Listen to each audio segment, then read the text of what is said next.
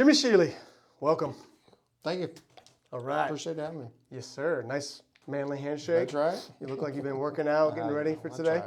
tried. Awesome. Well, Jimmie, I want to talk first about the first time I was moved by one of your paintings. I've been moved by many of them, by the way, but the first one that really hit me was I was at the Madeley Fine Art Gallery in Conroe, where the Conroe Art League has their monthly shows. And it was a small little painting, and all it was a woman's arm in bed reading a book. And it was so captivating. First of all, because I love to read. That's one of my favorite hobbies. And I find a woman reading a book in bed extremely titillating, very invigorating. It gets me excited, not in a creepy way, but in just like, oh, wow, yes, that's kind of made me like want to love. Intellectual type of stimulation, basically. Yes, Yeah. exactly. Yeah. And ever since I saw that, I've noticed that your paintings are very good at creating those kinds of emotions, those special moments in time. Is that something that you do on purpose? I do. Okay. I really try to draw emotion from my paintings and have a story to something. And I guess it works. So, I mean, you're telling me that. So Yeah. that's what I wanted. And so that achieved that. So it's good. Yeah, well, that one little painting, what was it, 9 by 12? It wasn't very big, right? Yeah, it was like probably a 11 by 14, something maybe at that size, the biggest, but very intimate. Yes. I think that was probably the key of that as well. Very intimate, and there were several different elements to it. First of all, it was just like the arm and holding the book. So you don't see any of the face or anybody. So it could be anybody, right?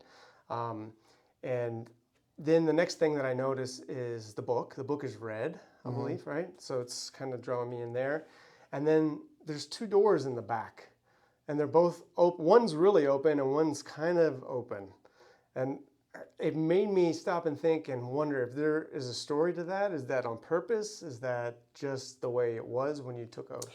There's actually a story behind that. So first of all, it was a by chance glance, honestly, that I even took that, and I thought that it was a really interesting pose of laying in bed and my girlfriend was just reading her book, and she loves to read, and so I thought it was just she was really in depth, and the colors of it and everything, off of the, contrasting against the white and everything. There's I think he's Dutch, maybe, or I don't know, whatever, Willem Hammershøi. Yes. I don't know if you're familiar with him. Hammershøi. Yes, I'm familiar with him because I remember he was one of your references. I was looking some stuff up. So I've always kind of admired his way to kind of leaves an open end to what's beside that door. Why is this one open? Why is that one open? Is it leading to something? Is it metaphorically? I use a lot of that into my painting. So an open ending. Is it relating to the book? Is it a story that's like, where's this taking you? Kind of thing like that. Right. And so it was done on purpose to kind of enhance that feel to that painting. Yeah, when you go back and look at Hammershøi, how would you say his name? Hammershøi. Him, we're both probably butchering that. He probably are. When you look at his work, I can see where you've gotten inspiration from him, because you both find little moments in time where it's just memorable. It's like I don't know if it brings up nostalgia for me, and sometimes. It's just, you can tell it's a very poignant moment. A lot of times the subject will be focused on from behind or from the side. Right? Yeah. That's something I see a lot in your work. And yeah, that always kind of, I like that too, because it could be anybody. Yeah. And so when you're painting people, sometimes it's hard to sell paintings of people you don't know. It is. But when you have something that could be universal, it seems a lot easier. Yeah, and that was entitled Wednesday Night Read. Wednesday Night Read. Yeah, I did a little series of them, Wednesday, Tuesday, Thursday, all kind of based on that same premises. Okay, cool. Well, another thing that I love about that work, and that comes up often in your stuff is that it's all white. Like you tackled white. Like most people run from that because white is really hard to paint. There's so many colors in white Yes, that you wouldn't exactly. believe. I'm like, wow. Yes, that's the thing is it's not just white. Yeah. There's so much going on there, and just the wrinkles in the clothes, the bed sheets, the nightgown, like all the things. The white would give me a headache. So, kudos to you. Well, thank you. Thank you. Yeah, I enjoyed doing that one. Yeah. Well, you're actually the first realist painter that I've had Oh, neat. on this program here as we go into this project. And I think realism is one of those things where we take it for granted because so much of painting and throughout history is realism that the difficulty of it is not really, people don't understand it. Non-painters don't understand it, I don't think. And so I was curious, is how long have you been doing this? Is this something that you picked up when you were young? How did you know you could take an image that we see with our eyeballs and mimic it perfectly with paint? So I think my early creations were probably when I was 15, 16 years old. I've always been intrigued with capturing the human figure, essence, whatever, of somebody or something that they're doing or whatever. And so I can remember, the girl that I dated in high school having the cosmopology book, magazine, and like using the like ads in there as references and drawing the eyes and getting all that down. So really that formed my kind of like my base of how and why I started doing that, I guess. Okay. And it probably wasn't until probably 4 or 5 years ago that I really put in the effort of putting emotion into it and putting a story into it. And before it was kind of like just a visual design, whereas now I feel that I'm really moving towards more of a visual story, storyline. So yeah, it's been, I guess with the people and stuff like that, I think it's probably been the last 5 years or so. Okay. So what did you do before then? Did you just, what kind of things did you paint? What were your subjects before? Before, I mean, honestly, it was like, so I was a firefighter. And so a lot of the people that wanted like pictures of their first fire truck that they were assigned to. So I would paint those. And it was done in incredible realism. Right. It looked like a photograph. Right. And I used my talents in a couple different ways with that.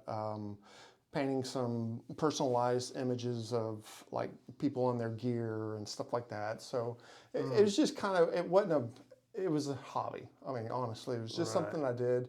Having a full-time career, a very rewarding career, it kind of didn't lend that to being able to get out there and sell myself as much as I wanted to. Right. And honestly, I had a scholarship out of high school. And I was like, nah, I don't want to do that for a living. I don't want to have to create for a living, Really? Of course, now looking back, I would have been like, I wished I had went just, to learn aspects of things that I've had to learn over the last 30, 40 years, that I could have learned probably, or been pushed into a certain direction or even whatnot with like a college education with that aspect of it. Taking a different, completely road in public safety was totally opposite. Right. Yeah. Well, it's in the time that I've known you. I've known you a few years now. Maybe I think I was looking back. It was like 2022 when I first met you. At the end of 22. Yeah, I think that's about when I moved to Texas. Yeah. Okay. So I was curious about that. So I've kind of watched your painting career kind of evolve over the last few years, and the things that I noticed is that you've gone from this. Well, there's always the realism element to it, but these like quiet moments of like we were talking about the Hammershoy moments, right? The little poignant moments in time where you just catch a glance of an image, that sort of thing, into the more fantasy almost. I don't want to call it surrealist yet, but you have Kind of like an imaginary realism. Yeah, imaginary realism. Okay, that's a good way to describe it. I didn't know how to describe it before, Yeah. but I know that you've taken these elements of realism and now you've added a little bit of a wild twist on top of it. I see like the motifs of the butterflies and animals. I know you use gold leaf and silver leaf quite often, and that gives it a certain look too. How did that come about? Is that something that's just happened in the last few years so that I've seen, or has that always been in there? No, that's just been since I've been living here and getting out into a public display opportunity as I have, and honestly, it's just experimenting. I've always been told you got to have your thing, your niche, your whatever. Right. But I'm still at that point to where if I was like, I want to add this to this, and it's going to be outside of my boundaries of whatever, then it pushes myself to figuring something else out. How this works, how that works, what does it look like that together? And so incorporating that gold leaf, silver leaf, and stuff like that, I think it really adds to the element of the painting and usually the subject matters that I do. But it's just fun, taking that imaginary, and being able to create something that's outside the box of traditional realism. Right. Right. Yeah, there's a lot of pieces that come to mind when I think about that. The little girl tagger, the little gamer. Oh yeah, chick. with the spring can. Yeah, that one always cracks me up because, again, you see the back of her head, right? So you see like Could be anybody's little girl. Could be anybody, and we're just maybe we're not supposed to be seeing what she did because she just was a bad girl, right? And she tagged this wall with this amazing graffiti. Yeah. It's just the contrast of that is one that comes to mind. Another one that I think about is the girl holding the moon in her hand.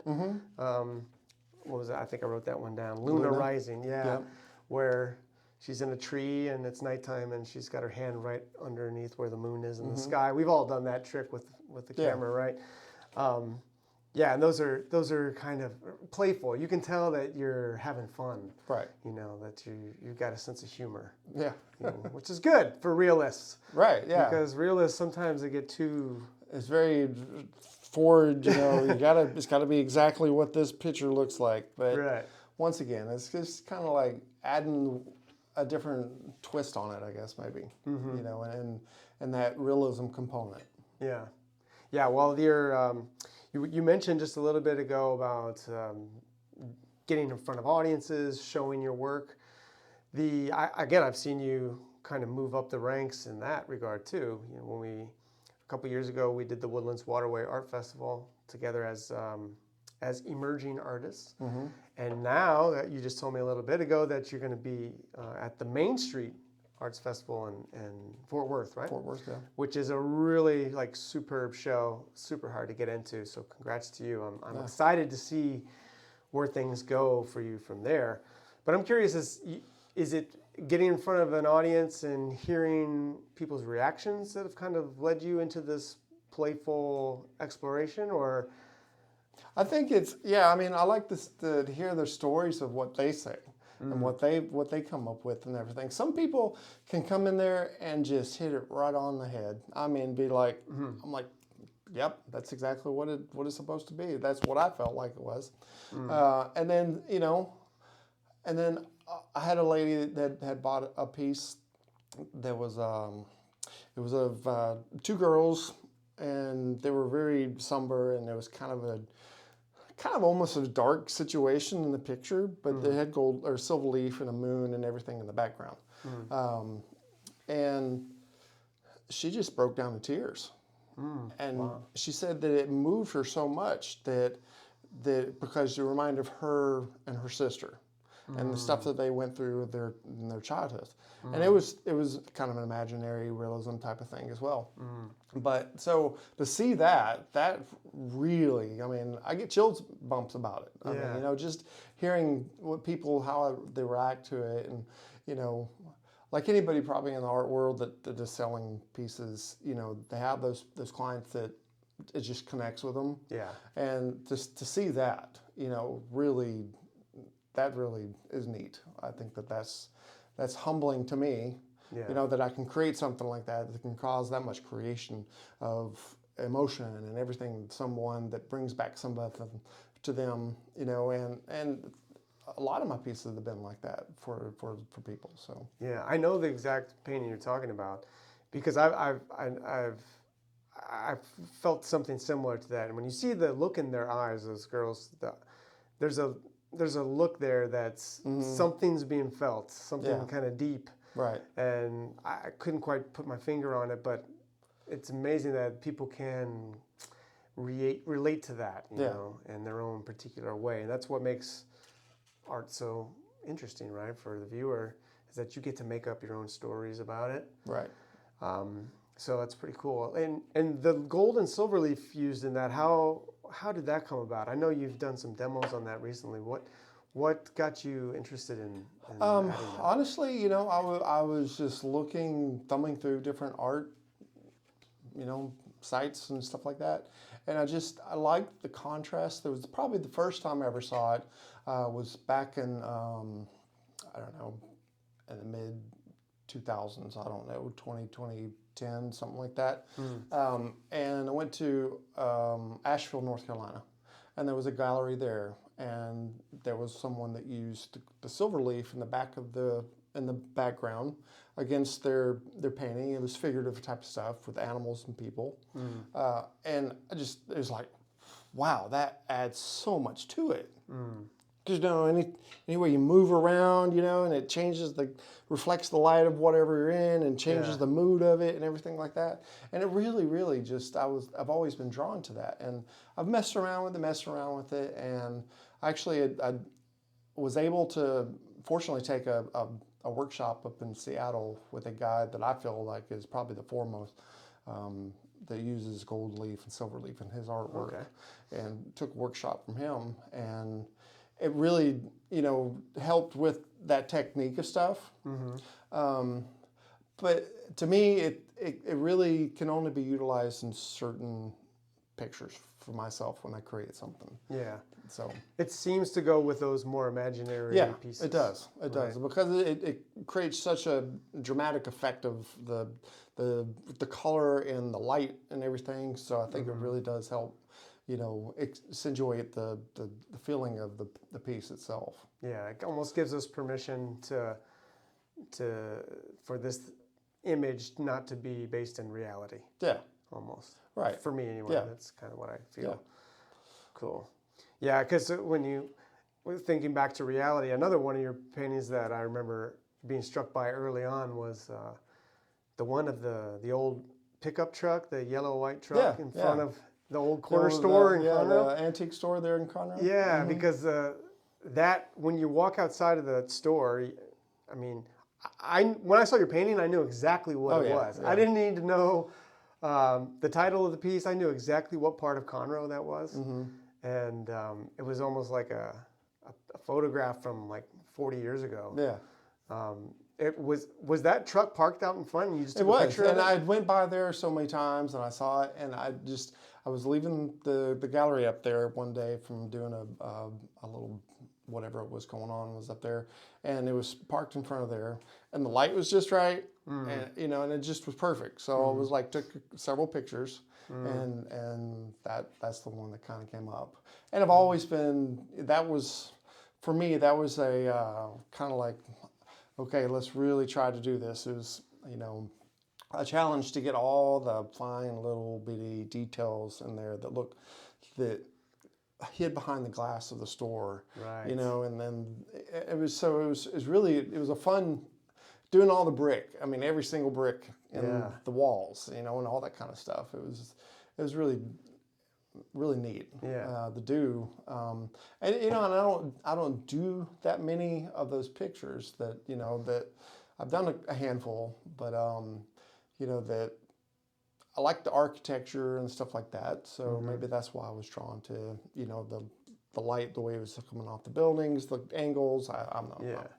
Well, from my layman's view, it seems like in that piece, instead of there being a human figure, because most of your subjects are people, the truck itself became like the figure, and then the detail and like the signage of that antique store, and just everything that makes it what it is, because it is a very unique place here in town.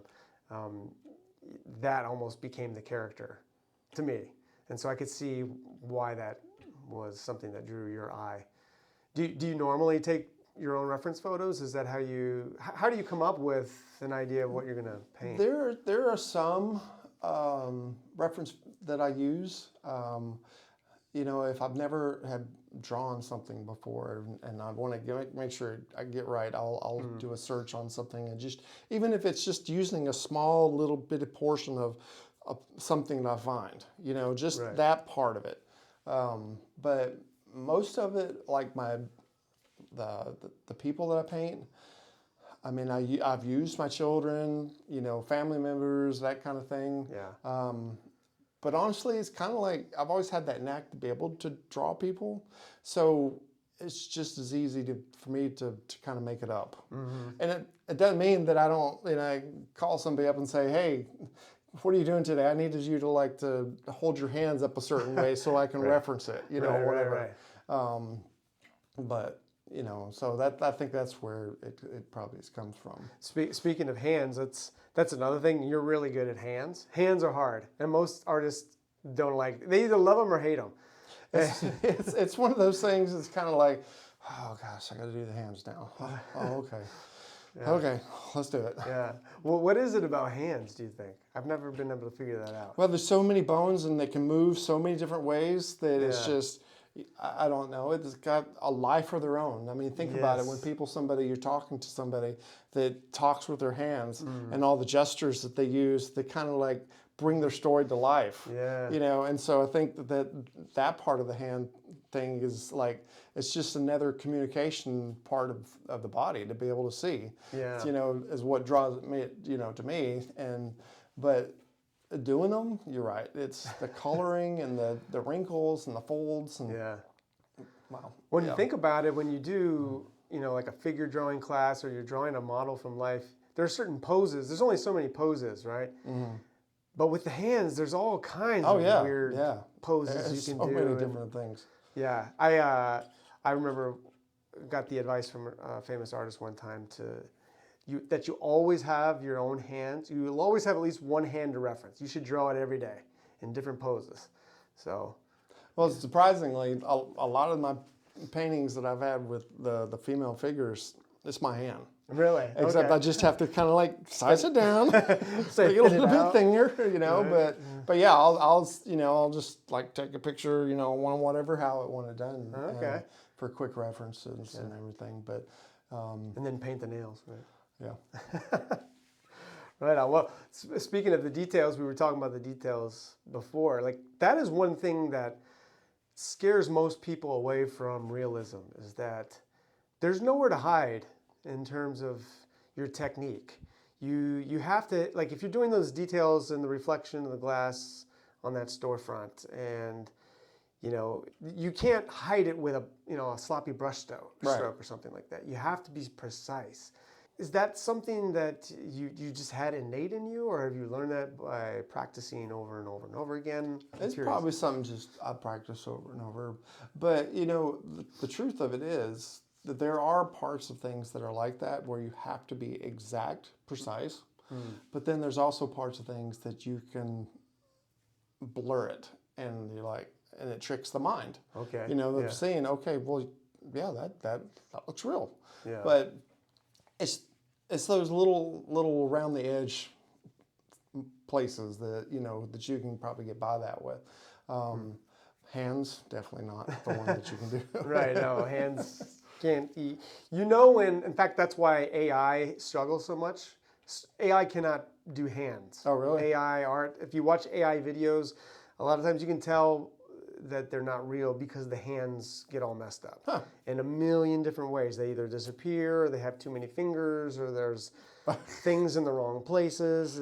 AI has a really hard time understanding hands. Yeah, so you might still have a job 10 years from now. That's fine. Let's hope so.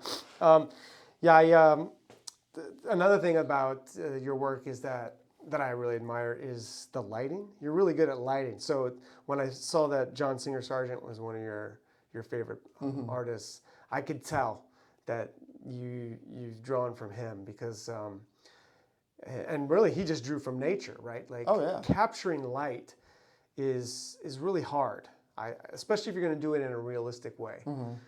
There's that painting I found this on your Instagram of the 3 kids sitting on the boat dock with the dog. Yeah, that was a commission I did. Okay, yeah, and from behind. So again, it could be anybody, but we're catching a glimpse of this moment in time that's really like loving, and there's care, and there's positive emotion in it, and then the light on the hair is just perfect. I was scared to death of that painting, actually. Okay. I had never painted water before. Oh. Ever. I never tackled it. Always scared of it because reflection, the movement, everything. Okay. But that was I was just telling you about. That's one of those things that you can fudge and trick the mind with on I did.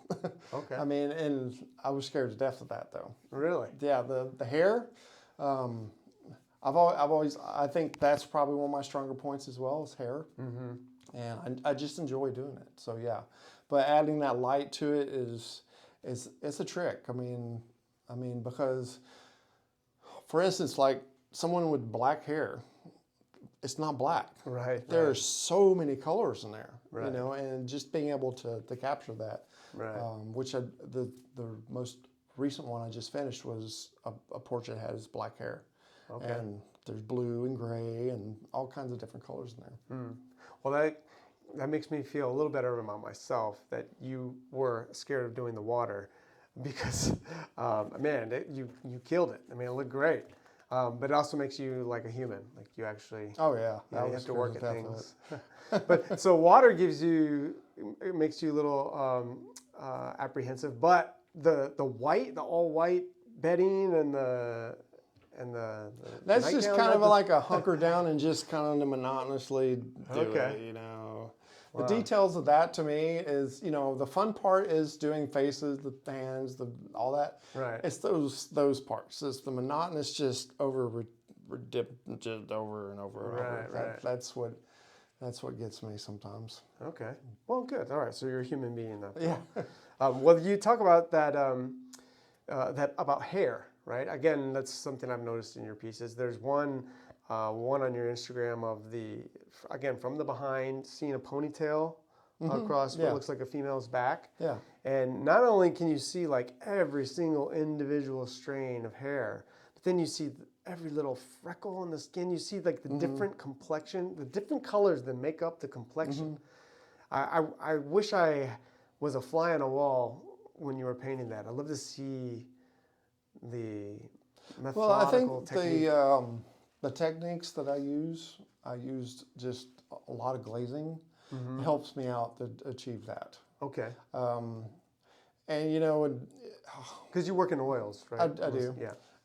And you know, they always say go from your dark to light. You know, it doesn't work that way with me. Sometimes I will do it that way, and sometimes I won't. Sometimes I don't know. It's just I don't think there's a formula, honestly. But in that particular painting, which is called Backside Blue, she's standing in front of a wall of blue butterflies. Okay. And so the hair definitely was a focal point of just, you know, all right, this is really something that I wanted it to be like precise, looks exactly every strand type of thing, because other than that, I mean, you didn't really have much to go by. And the same thing with the complexion on the back with all the little freckles and everything that everybody has. Right. You know, and so that, to me, that was the main thing of that picture is that the complexity of how realistic rather that I did it. Yeah. I was curious too. I know you were a firefighter. You mentioned that before in your career. So you used painting as, was it just a hobby then, or did it help you kind of relax? The reason why I asked this is my brother-in-law is a firefighter, And I know that in that world, like, man, you see some stuff. Yeah. And, you know, you need to take a break from that. That's why you only work, you know, 1-2 shifts. Right.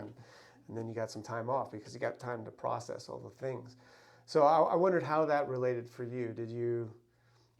Were you painting? You said you were not painting regularly while you're working. No, at work, right? not necessarily. And if I did, it was more.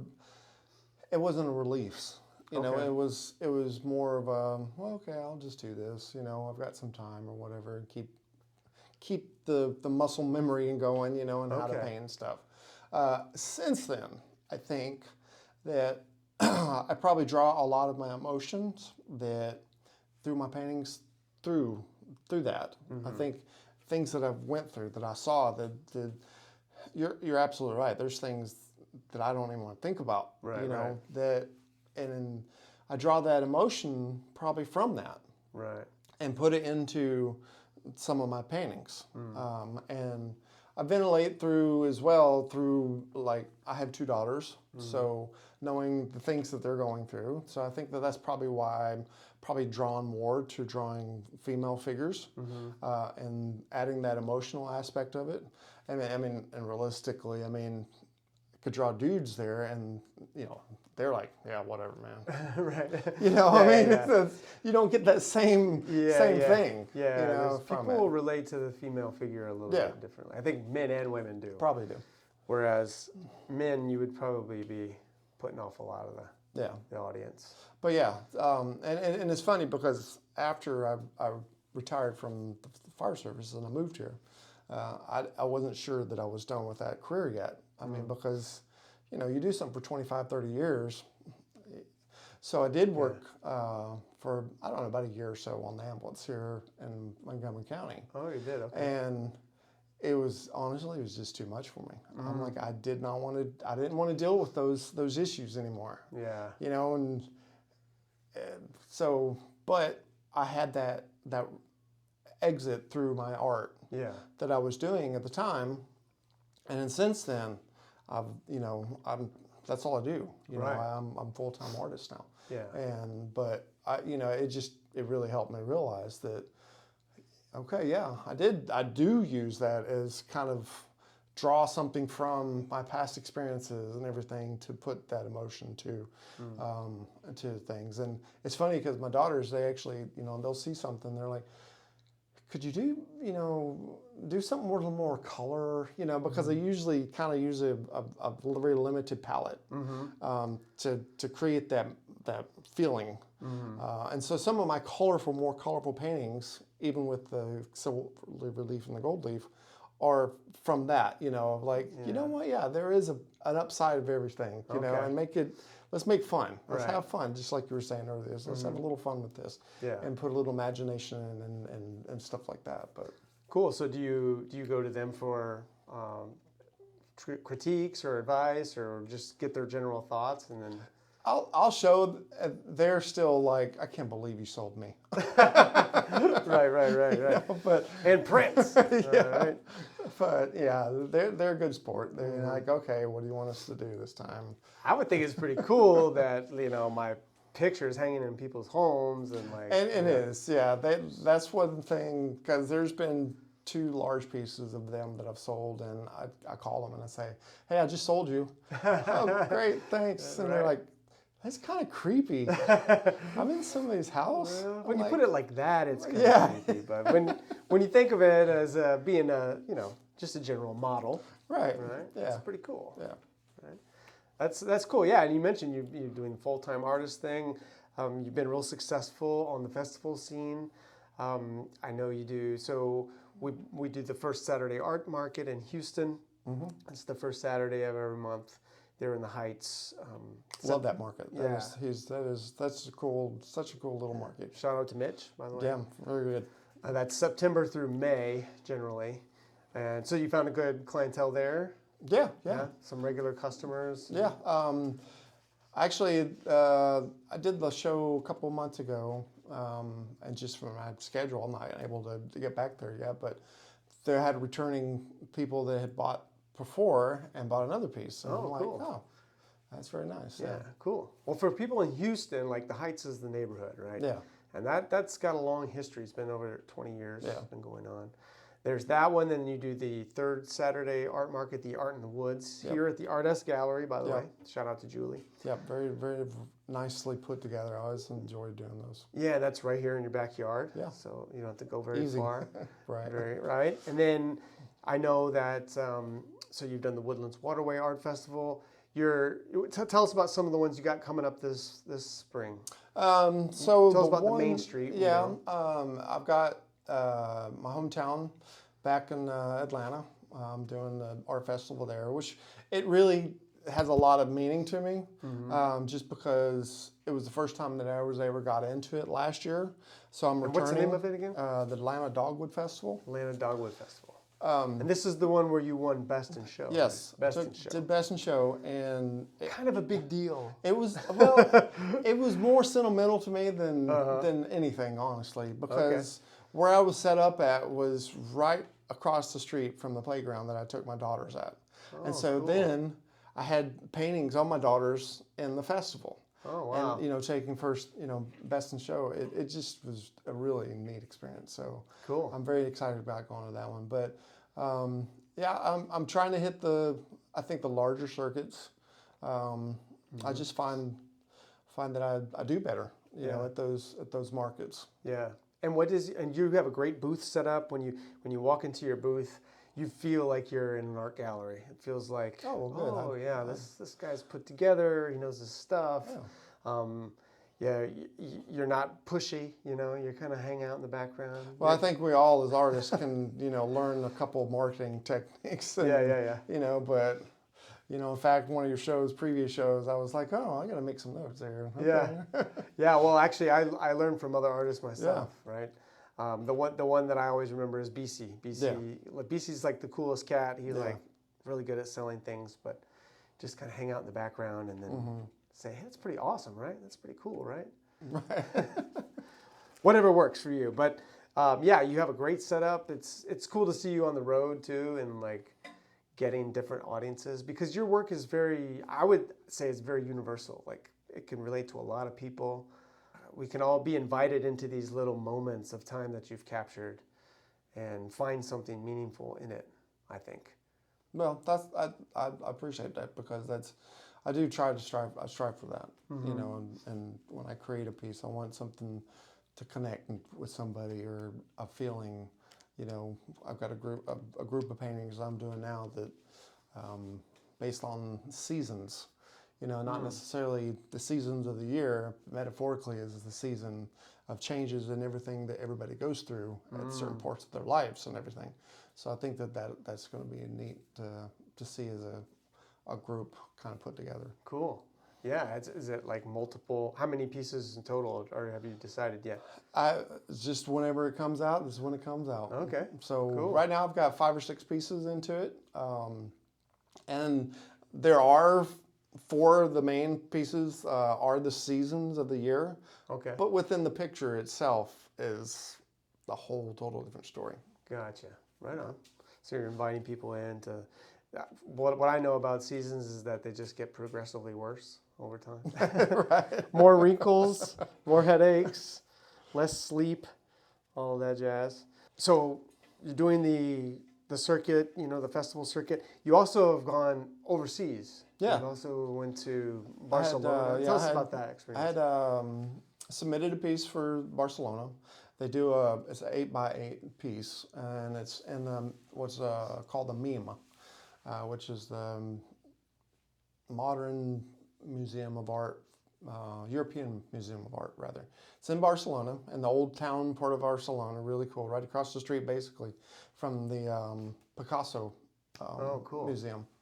And within that, they extend a further invitation of 10 other artists to have the chance of submitting a larger piece for a different show that's in Madrid that they also have as well. So I got into the 8x8 one, which there was 150 artists, amazing, cool, just really cool. And then that exhibit and plus the 10 larger pieces moved to Madrid for another exhibit there. So that was 2 different exhibits that was done. So you two for the price of one there. in Basically, Spain. yeah. Right on. Yeah. And you got to go to Spain and enjoy Yeah, all that. yeah, too. went in Spain, and that was surreal. That was, first of all, walking through these like catacombs of old buildings, and everything where it's 10 feet wide in between all these just a maze of buildings, and coming up and finding this centuries old building, and your artwork is hanging right there. Amongst, there was some absolutely beautiful, amazing. I hope to get to that level, a 10th of that level, one day. Cool. Well, you already have. I don't know about that, but All right, Jimmy, this has been great. Before we go, I have to ask you some rapid fire questions. Okay. So we're going to find out a little bit more about you as a human, who you are, your personality, what goes into your work. Okay, so quick answers. Don't think about it too much. And you can't say both, right? People like to say both. You can't Right. say both. Okay, got it? got it. All right. Coffee or tea? Coffee, All right. Gold leaf or silver leaf? silver leaf, Oh, okay. That's surprising me. Plan or no plan? no plans. All right. All right, Mr. Realist. No plans. I like it. Outside or inside? Outside, totally. All right. Sweet or savory? Savory, Okay. Sketch or no sketch? I like to go in no sketch. Really? Okay, Yeah, man. just start it, doing it, get in there. All right. Surprising me every way. City block or country road? Oh, that's tough. That's kind of middle of the road with that one. Okay, middle of the road wasn't an option. But, all right, we'll take it. We'll take it. Tacos or burritos? Oh, tacos every day. Yes, sir. Up late or up early? Both. Both. You don't listen to instructions very well now. Okay. Binge watch or no binge watch?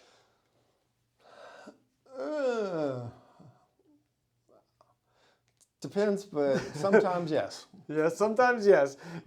Do you binge watch things? Yeah. Okay.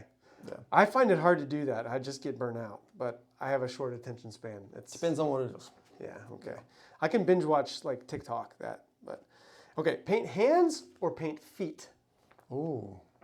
I ain't doing too many feet, but I'm working on feet right now, actually. Okay. So I'm going to go with hands right now. Okay. I'll get back with you on the feet. All right. Feet are harder, Yeah, I think, yeah, I bet. in my opinion. Create with music or no music? Depends on the time of the night. Okay. Is that so you don't wake other people up or you just... No, just I do better work after midnight till about 3, 4 o'clock in the morning. Oh, okay. And I like to put the music on then. That's those first responder hours, right? Probably, yeah. Right. What kind of... Get up early the next morning. Right. And what are you listening to these days? What gets you fired up? Oh my gosh, it's totally just everything from Chris Stapleton to Godsmack. Okay, cool. Just everything. Right on. That's pretty wild. Okay. Jerry's or Texas Art Supply? Jerry's. All right. Work large or work small? Large. Large. Okay, I can see that. And now, one painting at a time or many at a time? Many at a time. Many at a time. Okay, I was curious about that, about you. So Yep. you have many going at one time? At least 3 or 4. Okay. Yep. All right, so you got things in the hopper, so they're at different stages probably. Yeah, and honestly, it's more of, I got to take a break from that one. When Yeah. you start something on you, I got Yeah. this idea, I got to get it down. Okay, now, let's go back to this one. Right. So 3 or 4, plus with oil, it kind of works that way. Yeah, you need to You let know, it you dry. got a little dry time in between there and some downtime in between, so it works better when you have 3 or 4 going at once. Cool. Awesome. Well, I'm excited to see what more artwork you come up with. It's always a pleasure seeing your work in the festivals, at the markets. Find Jimmy on Instagram at Shealey Artworks. With Jimmie Shealey. Thank you very much. Thank you, buddy. For being here. Appreciate it. Let's do it again sometime, right? See you next time. All right. Peace.